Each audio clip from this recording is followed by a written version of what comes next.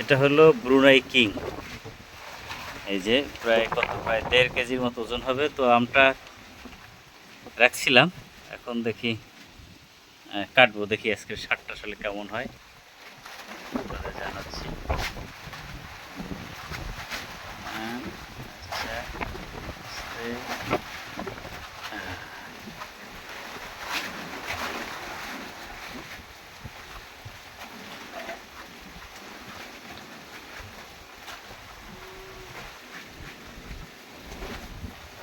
একটু একটু খেয়ে দেখাচ্ছি স্বাদটা কেমন।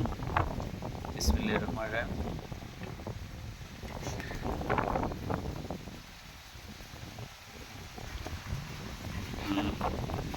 আসলে